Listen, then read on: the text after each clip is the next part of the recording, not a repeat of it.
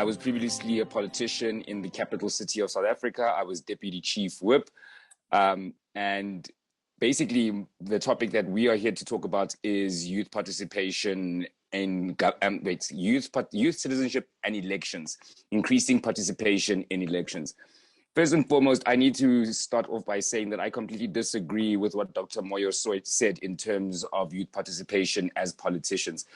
When you look at Agenda 2063, that is, I'm 33 right now. I will be 75 years old by the time Agenda 2063 comes in, which then puts into perspective how many of our national leaders will be alive to see Agenda 2063 being implemented, and why then are they the ones making the core decisions that are going to, give us the continent that we want, so-called Agenda 2063, the Africa we want. More importantly, my main contention is that in private industry, between the ages of 65 and 70 is a mandatory retirement. Yet in parliament, that is non-existent. In politics in general, that is non-existent.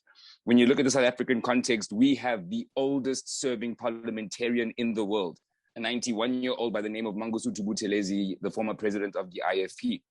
And I asked myself, what possibly could Mangosuthu Buthelezi have that is going to be inspiring for future generations in order for us to take this continent forward? I mean, Professor Lumumba just the other day said that only in Africa are we told that we are the leaders of the future, and the politicians of the day are making sure that there is no future to be had. So fundamentally, I don't think that we can create good governance in young people until we get young people governing. So my contention is that most youth organizations in and across the continent have to go to the courts. We need to stabilize situations where Parliament will be 50% men, 50% women, with a good portion of under 40s, and having to push back against what Dr. Moyo said. He was very, very certain about saying 18-year-olds should be in Parliament. We're talking about people who've gone to university, have a post secondary school qualification, and are looking at job opportunities like anybody else would want. There is nowhere that it says that politics is the preserve of the old and those about to actually kick the bucket.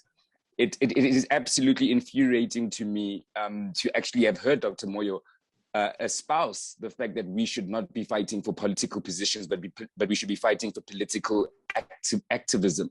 I'm sorry, but that makes us cannon fodder and on the sideline. We want to be in the game. We want to be players and not simply spectators. Most of us, I'm sure, in most of our countries, the political profiles and the political personalities we've known our whole lives. So whether it's members of the ANC here in South Africa or members of ZANU-PF in Zimbabwe, most of the people in national life have been with us our whole lives. And fundamentally, it has to change. And I don't think that mobilizing and voting and all the rest of that is fundamentally going to change that.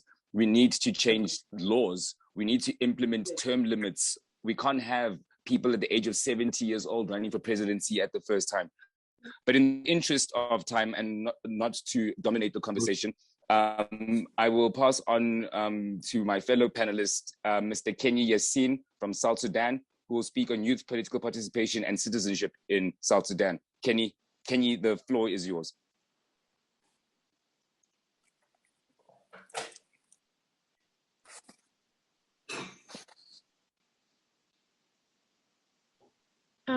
Kenny, I think you're muted.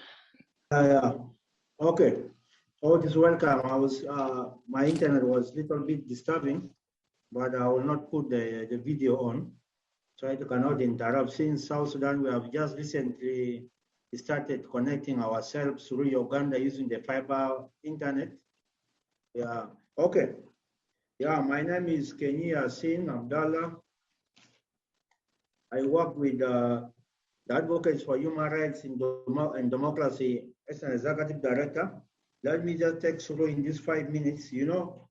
South Sudan has been in conflict since 1955 up to 1972, fighting for the independence of this country, of South Sudan. Then from there was a gap for 8 years peace between 1972 to 1982. Then from there's also another war came up for fighting for the same self-determinations. Then until 2005, a peace agreement was signed that gave way for South Sudan to vote for independence. Then 2011 came, South Sudan voted unanimously for independence, 98.2%. Okay, pertaining the youth, during independence, the youth of South Sudan has played a very leading role in mobilizing the populations who are uneducated to vote for the referendum, so that the importance of self-determination for the people of South Sudan. The youth were mobilized without tribal background, without sectarian alliance. They voted. But the problem with the youth of South Sudan, since the decades of civil war that we have, most of the youth of South Sudan are fighting alongside tribal leaders. We have lost national identity. The youth of South Sudan need a lot to be done on them, especially on nation building. You can find a person doing a lot of things, not considering his nation first. They consider a tribal affiliation the first things, then the nation become the second things. These are the problems that we have with our youth. And such kind of problem has also put our country to be behind the rest of the country in the regions. For the reason is that because most of our youth are uneducated, they left themselves to be run by the elders politicians. They were used as cattle raiders in their communities. They were also used as cattle wrestlers. They are also used as secretaries, to work as secretaries in the older politicians. They are bodyguards. Kenny, can I just stop you there? Kenny, can I just ask for you to hold up a bit? Mr. T. Kuda Jairas, could you possibly put your mic on mute, sir?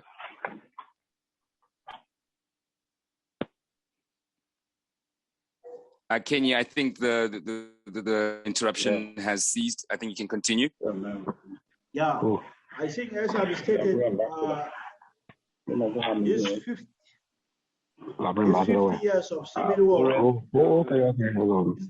Can you please hold again? Please hold again. Please hold again. Mr. T. Kuda Jairus, please mute your microphone, sir. Thank you. Good. Okay, that's good. So which area, Coco? Sarah, is there any way you can assist us? Yes, I'm just trying to text him. Can someone mute him, mute please? him? Yes, let me just mute him. Is that okay? Thank you so much. You can continue, sir. Okay. I think these 50 years of conflict in South Sudan, it has affected our youth. The challenges are we have decades of civil wars left many communities in South Sudan. We are discouraged from participation in the political process. If we participate in the political process, people may think that something could happen. The whole community of viewers can be killed by the other communities. People are discouraging from participating in politics because of revenge killing. Okay, despite their huge presence in terms of population, the youth are divided into tribal lines, also into political lines. The reason that because most of them have limited educations, most of them have not even finished primary school. These are also remain the challenge. Also, most youth are also traumatized because of the long civil war. Then even our women, young women are even more vulnerable to say, that is to say there is early and forced marriages, limiting young girls from access to education. They may put their traditional beliefs that the work of a woman is just only to be at home, to cook for their husband, to deliver children, but to provide something to the communities, it's not part of a woman. Because most of the cattle keepers tribes we have in South Sudan, they believe in that. Also, what we are also planning that we need also, the only solution that we can have to address all these things, there is need for us to have a political parties, youth leadership academy, so that we can able to equip the next generation of young South Sudanese politicians with skills and knowledge to play a leading role in the development of the Republic of South Sudan. The youth must use their majority status to impact changes throughout the country. What we are planning to do with, we have done something with the Democracy International USAID-funded project. We are training youth-led organizations on team buildings and personal development, on democratic governance, managing how to manage a political office. Also, we tell them about the meaning of constitutionalism and political leadership in strengthening political institutions. The nation building, people should consider there's a project we call Ana Junubi. Ana Junubi in English means I am a South Sudanese. They should first consider them as a South Sudanese. They should not consider themselves from his or our own tribe. This one also to bring national cohesion. People should also have a language that can unite all of them. We should have a curriculum that can unite them as a South Sudanese. Then this serious youth concern remain unaddressed in South Sudan. Because also the youth are here, they cannot be able to tell the government that we have a weak government structures and practices. Most of the youth want a shortcut to politics. Since we don't have transition to democracy, the youth may rely to go to war with the elder politician so that he can in future serve as an office manager, a private secretary. Because of corruption we have in our country, they can sneak to get some money so that they can able to enrich himself or oneself just for the sake of doing politics, but not advocating for democracy in the country. I think these are some of the things we are having in the country. We are still so far from, our youth are still a little bit far from advocating for democracy, but we are trying our best. We are different from 1980s compared to now. Okay, thank you for this information. Thank you so much, Kenny. That was very, very insightful. It's a great thing to understand the different nuances and the different dynamics in different parts of the continent. We're now going to move on to Ruben Silongwe from Zambia, a country that's been mentioned quite a few times in today's discussion. So it'll be very, very good to hear from Ruben regarding political participation among marginalized youth in Zambia. Ruben, the floor is yours. Moteo? Yes, Sarah? I'd like to apologize on Ruben's behalf. So he just had to leave due to time constraints. So I believe at this point, we will just deal with your side of the topic as well as Mr. Kenny's, and we can open the floor for discussion right now. Oh, that's perfect. I was actually looking at time-wise, and I was thinking that, yeah, it's probably best this way. Looking at the participants, I think we have Mr. Nawa within this group. Nawa, if you could just give us more of your views in terms of not only the youth being politically active or politically, awake, but more about holding political office, because only through political office can we fundamentally make the decisions that are going to change our nations. So I was very interested in what you said earlier on in the plenary session, and I'd like for you to continue that as an opening line to our open discussion, please. Thank you, Comrade. So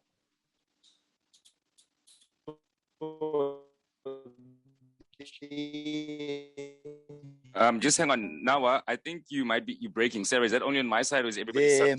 The issue is that a lot of young people have. Okay, I think we can hear him now. It was breaking on my side as well. Perfect. Is it better now? Much better. Thank you. Yes, thank you. So I think there are a lot of young people that are politically active. I'll tell you that one fact for sure. Most of the political parties, and I choose to believe that this is the case in the African continent, most of the political parties that exist today have a huge number of young people that actively participate in those political parties. More than 50% of almost all the political parties that I've come across and interacted with have a lot of young people that are engaged in politics.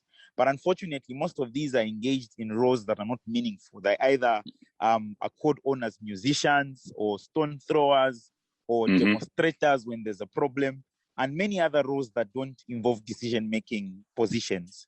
So when we talk about youth involvement in politics, we're not talking about youth involvement in politics to the extent of young people being politically active only, and just being voters, because young people are already voting. They are already members of political parties. The only ingredient that is missing is that they don't sit in spaces where decisions are made. So a lot of young people are engaged in politics that is dirty, that involves them being thugs. And the reason is because they're not given an opportunity to be leaders. I'll give you an example. Here in Zambia, we've got a young person by the name of Honorable Bowman Lusambo. He's a member of parliament for Kabushi constituency. In 2012, with the former ruling party, MMD, Bowman Lusambo was what we call a political thug. He was the one that political players, the big wigs of political parties, were using to go and hound out their enemies, to beat up people. Everyone knew that when Bowman Lusambo visits your house or your office, you are in trouble. You are either going to be beaten up, or you are going to be abducted and locked away somewhere. In 2015, he decided to run for office, and he was elected as a member of parliament in 2016. From 2016 to date, Bowman Lusambo has never involved himself in an act of violence. He has never gone out to go and beat anyone. He has never gone out to go and harass anyone. And he's a perfect example of young people being given roles in meaningful spaces. So if just being party cadres that are deployed to do things involved with advancing party agenda in non-meaningful spaces, they're going to continue engaging in these bad vices. So the second thing also that we have to understand is that when it comes to young people taking up roles of leadership, most of the young people that want to save, I choose to believe that they want to save because they want to change the status quo. Now, most of our countries in the African continent, I don't think there's a president who's below the age of 35. Most of our presidents are old. They are 60, if I can just... they are knocking on the doors of heaven. Nawa? So doors of heaven, yes. Yes, no. I don't want to interrupt you, but I just want you to be cognizant of time, and also just to be cognizant of our other participants who might want to engage. But I would like to just segue from exactly what you said there at the end. In a continent where the majority of the population is under the age of 40, why do we exclusively have above age of 60 people in positions of power, not only at the presidential level, but at the parliamentarian level, at cabinet level, at speaker level, local government, provincial government? And if anybody else would like to come in on this, please feel free. This is a very open conversation. But I would like to ask the breakaway group, what do you guys think is the next step forward in order to alter the status quo that we currently find ourselves in the African continent, where the age disparity between those who lead us and those who are being led is incongruent? It's two parallel lines that I fear will not be able to meet. But I'm willing to hear from the rest of the participants, please. Can I speak? Yes, please. Was that Russ? Hello. Can you hear me? Yes, Russ, we hear you. Please continue. Okay, so your question is like why there's political apathy coming from the young people, okay? And a lack of activism in general, because besides political activism, we are not active in creating a humanity and a world in general that has principles and fraternity and charity. So besides political activism, we do not have the consciousness to understand that we're in communities. And I don't know where the gap came about, because we are very centered on our ego and on our individualism, and everybody wants to be a pop star. You know, if you go to Nigeria, everybody wants to become the next big cool kid. Everybody wants to be a nasty C. Then we also have this issue with this guy, I think it's from Zambia, with the guy with the red beret. What's his name again? You guys know who I'm speaking about? That celebrity, the pop star who became a politician and stuff. I think you're talking about Bobby Wine, sir. Yeah, but Bobby Wine, he's in the pockets of some other guy that's a globalist lawyer who's connected to other global networks of Russ, if I can just stop you there, mate. Let me know. Russ, if I can just stop you there. When we make is, allegations, can we just qualify them with allegedly? Okay, I'm not gonna say allegedly. We know that the lawyer he was using from America is I can take the files of the lawyer, you know. So his lawyer, his representative is compromised. But that's not what I wanted to say. What I wanted to say is young people in Africa and in the world over are pulled away from being concerned about humanity, and they are pulled away from being concerned about the person next to them, and therefore that creates political apathy as well. So people are not concerned about society and how they're going to change society, because everybody is so centered around how they are going to make the next hustle, and how and no one considers that Africa is 1.1 of the global economy. So if all of us are going to be trying to be entrepreneurs, and if all of us are going to be trying to be pop stars, we're not really industrializing and creating wealth for Africa. So my point around young people not participating is because they're either distracted by MTV base, they're either distracted by the entertainment industry that also doesn't. I respect Burna Boy, because Burna Boy, he advances a radical kind of an understanding in his music, you know. But in general, all of us wants to be a tenderpreneur. No one really grasps how to grow an economy.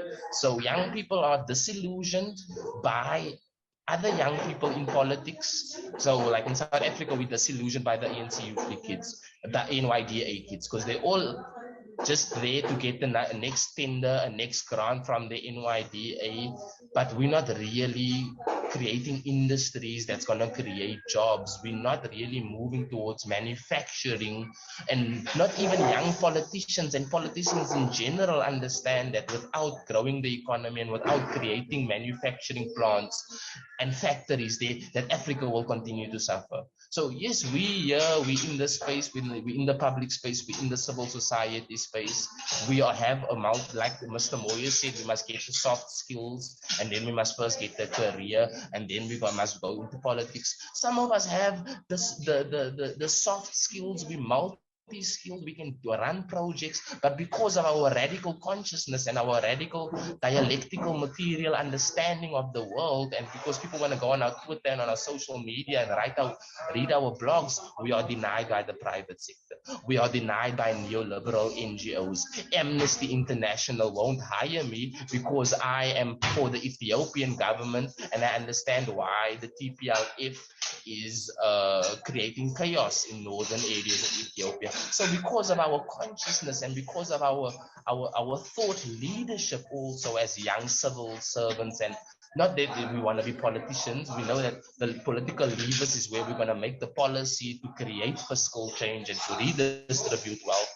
So our young people are not educated, and they don't want to be educated, and the people that are entertaining them are also just telling them that they must drink champagne and go to the next lounge and listen to Amapiano. You know, but I also respect Uncle Vinny here in South Africa, who pushes a political narrative. He's there in the northern side of South Africa. He has aligned himself with the Red Brigade. He was at the SAPRA march the other day when they marched for vaccine. These are just observations I make. So from Uncle Vinny's perspective, he's doing good because clearly he's going to mobilize a great his followers to go for a certain thing.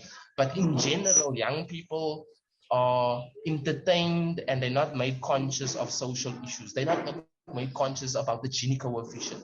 You know, everybody wants to speak about Okay, Russ. Anyway, go so Gini coefficient. No. I don't want to cut you off. Please do finish off your thoughts on the Gini coefficient. So everybody speaks about, yeah, we want this, we want that, but your average radical doesn't know about the Gini coefficient. The average wannabe politician, the average radicalized young person at the first year at university that joined SASCO, that joined PASMA, and that now thinks that the next way out is to be politically connected because he wants to be taking photos or he wants to serve as a researcher in parliament. Because I've seen that culture as well. At university, you must be in the SESCO, you must be in PASMA, and you must suck up to the people in the parliament, and hopefully when you graduate they're going to employ you as a researcher. And the majority of us that are graduates, we suffer because we didn't buy face by the politicians or whatever. Yeah, in the Western Cape, I'm under a DA town, so it's also difficult to get into local municipality as a civil servant or as a youth empowerment agent, because the DA doesn't like our radical understanding of global economics and global politics. So it's this constant. I'm very active and I will continue to be active because I want to serve in the civil service. We want to be diplomats. We want to be ambassadors. We want to ensure Agenda 2063 happens. Since 1963, when our founding fathers went to Addis Ababa to establish the Organization of African Union. But like I said, Russ. There's not enough arts and culture to politicize their role as a critical mass in changing the society, because the enemy is working to keep them stupid. The enemy is constantly making trap music, and the enemy is pushing the Migos. The enemy is pushing superficial artists, that doesn't speak to consciousness. They just keep jiving and jiving and jiving and jiving. Thank you. We hear you. Thank you so much, Russ. I really do appreciate your input, and clearly you are you are very, very passionate about your ground roots work and your feelings about different aspects. Guys, I'm not really sure how much time we have left within the breakaway room, so I'm just going to give us a quick breakdown of what we spoke about. Fundamentally, we're looking at that we disagree. Matteo, can you hear Hello? me? Sorry to cut you off. Yes, it's there. Yes, Yeah. So I've just been informed by the other breakaway rooms that some speakers got through late and they're requesting for 5 minutes just to get a conclusion on the topic of discussion. So I believe we have 5 more minutes.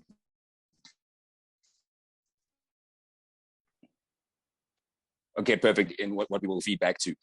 So we will look at the concept of that majority of the population is under the age of 40, but majority of the continents, if not all the continents' leaders, are above the age of 60.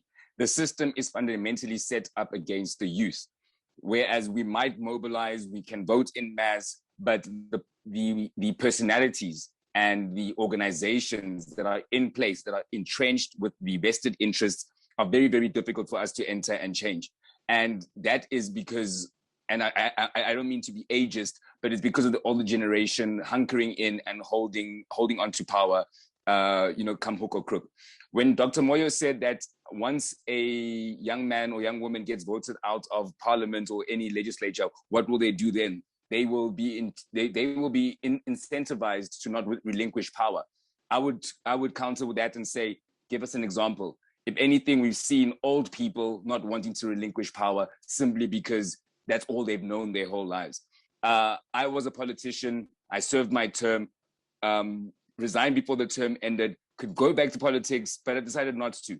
There is no deep innate need for young people to want power, because we have other opportunities. As long as there's education and there's opportunity within the economy, which are things that we will speak to once we're in positions of power, I think we can make that happen. I will once again reiterate that without holding political office, the youth are simply used as sideline fodder. There is no way that we're going to change fundamentally the basis of our nations if we are only being called once every 4 or 5 years to to rustle up the ground forces and get people out to vote. So in essence, if anybody else wants to add in another aspect of what I have covered here. I don't want to add an aspect. Yes, go ahead, Russ. You covering it well. Like I wanted to say again, look what happened in America. Is my connection unstable? Am I stable? With Trump. No, you're good. I think Trump came about, and I think his controversial way of leading actually brought more people in society into movements. So because of their and it allowed other organizers to organize more people because of the dissatisfaction. But I feel on a global scale, Trump did spark consciousness, because for us to participate and have a sentiment, we need to be conscious of global affairs and national affairs and local affairs and community affairs. So young people are unconscious, and it like Paulo Freire says, conscientization, you know, what do you call that book again? Something of the oppressed, pedagogy of the oppressed, where he speaks about conscientization. So there's a lack of conscientization, and like I said, the enemy and the entertainment industry and the influences that they are using are just making more Kardashians, and they're just making more, you know, people that want to live in decadence. And there's nothing wrong with showing off your luxury and your affluence, but that culture is being portrayed as the it, you know, and not consciousness. Just materialism, crass materialism. And that will keep young people out, because young people don't understand the politics to create wealth. Sure. No, you captured. Thank you so much, Ross. Back to participants. I wanted to ask if anybody had a view on why it is that there is such a pushback against the youth taking over political office. Because I can guarantee you right now, if we did a survey of the 55 African nations in the AU, not one of the leaders of any one of those countries will be president in 2063. Will be not even president, will be alive. Let alone president, will be alive in 2063. And do we believe then that the powers at be and the power structures that are entrenched have so created a system that by design excludes us, that by design keeps us on the sidelines, that by design ensures that we can't keep them honest because they've pushed, measurable markers so far out that by 2063, as I said, I'll be 75. Would I remember what Thabo Mbeki, Cyril Ramaphosa, or any one of the future presidents of this country had done in the interim? Probably not. So is it a systemic issue, or is it a lack of participation issue from the youth? Can I give a thought? Yes, please, by all means, Nama, please. Yes, thank you. So for me, I think it's a little bit of both. It's a systematic issue, and I think it's also a lack of participation from the young people. It's a systematic issue in that some of these older politicians have built a career around politics. It's their source of income, it's their source of livelihood, it's how they've been able to build massive wealth. And so when you step down and allow young people to participate, you're basically telling them to stop accessing their only source of income. So that's why they maintain the status quo. It's a participation issue also because the young people have not yet harnessed the courage. Ras Hein said that the conscientization levels of the young people to understand that they have got the power to take over leadership is what has become a problem. I'll give an example of the context in Zambia. This election saw about 70% of the young people turning up, first-time voters, showing up to vote. And we had over 4 million voters that turned up, and 70% of them were young people. So young people do understand that they need to vote, that they hold the power to make decisions in terms of who should lead them. But the only gap that is missing is for young people to decide to take up these positions and actually vote themselves in. So it's a little bit of both a participation issue and also a systematic issue. But also there are certain mechanisms that have been put in place by the people that control the system to spit out young people that try and make it in the system. So it's if I can be allowed to use the adage of the house nigger, field nigger type of arrangement. So there are those that are in the field, and then there are those that are called from the field, just 2 or 3 to test the sweet in the house, but they're still from the field, and they're still considered as a low class of people. So when the young people are given space, there will be 2 or 3 out of 50 decision makers, and then 2 positions will go to young people. So when the 2 young people that are in that space mess up or do something that is wrong, simply because they can't change the system on their own, then they are told that, oh, you see, we gave them opportunity and they failed to lead. So the system itself has created a structure that spits out young people. It allows just a small percentage of an enough percentage to maintain the status quo of young people, and it spits them out. Now, if I can just push back on something then, because we once again at a talk shop where, yes, we're having great engagements and, it's very intellectual and very highbrow, but functionally on the ground, and this is open to all participants, how do we structurally change it? I mean, is it a question of mobilizing legal resources, getting quotas placed into legislations, as I earlier said, 50% women, 50% men, and of the entire 100%, at least 40% people under the age of 40? Is it withholding our votes and waiting for them to die out? I mean, there are extremes on either side. There's the extreme of doing nothing, and there's a extreme of, I can't remember the gentleman in the plenary who mentioned that at some point the youth will take over power through revolution. The powerless are only going to be powerless for so long at their own behest. So what is it that we do now? What is the way forward? Do we push legislative changes? Do we put in these quotas? Because clearly what we've been doing thus far has not changed anything. Leadership. Okay, I think that starts at the party level. The party must focus on gender equality, not the policies of it. Because once you have parties that focus and ensure gender equality within their structures, and the deployment of their MPs and their councillors are gender balanced, I think and we have some of them in South Africa at the moment, whereby constitutionally they have to have gender balance in their ward structures. They have to have gender balance in the regional, provincial, and the national structures. So that is already there. No? So we can't say that so it comes from the grassroots, and it comes from organizations and formations that we find ourselves in, and there at those policy conferences and at those assemblies, we need to put that forward if we are active in the political space, because in Southern Africa, being an independent or going for some small anyana party that is regionally based or municipal based, that's a different thing. We know that's according to Russ, but Russ, if I just want to push back quickly, because for me, if we allow the current holders of power to be in charge of changing the power, is that not similar to asking turkeys to vote for Christmas?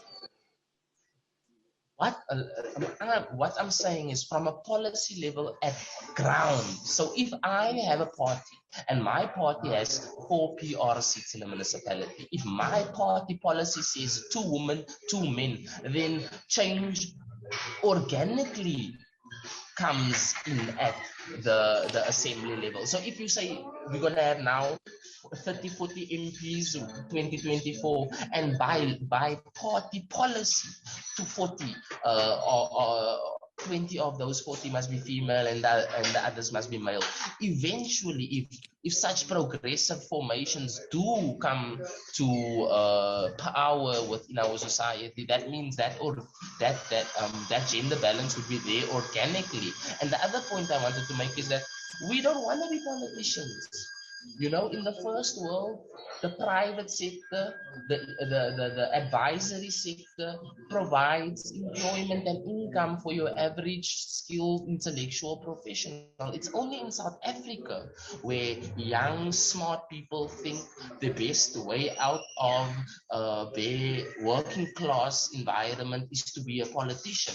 We also need to create a economy whereby not every young person wants to be a politician, because now we are speaking as if all the young people in South Africa wants to be in parliament, as if all the young people in our communities want. They don't have time to be confrontational. So these, some of us that are the warriors that do have the courage and the bravery to be there, we understand that.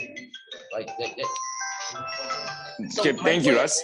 so my point that I wanted to say is, me and you and the rest of us, we political activists, we want to be there, but we can't also now create this argument whereby we say that young people everybody must be. We need our elders there as well, you know, and we need the younger guys to come in and fill up, you know, the middle age guys must fill up, and then we need our 18-year-old to 25-year-old, but the middle experience, intellectual graduate or whatever we are, that should be. But we can't say every young person now wants to be a political activist.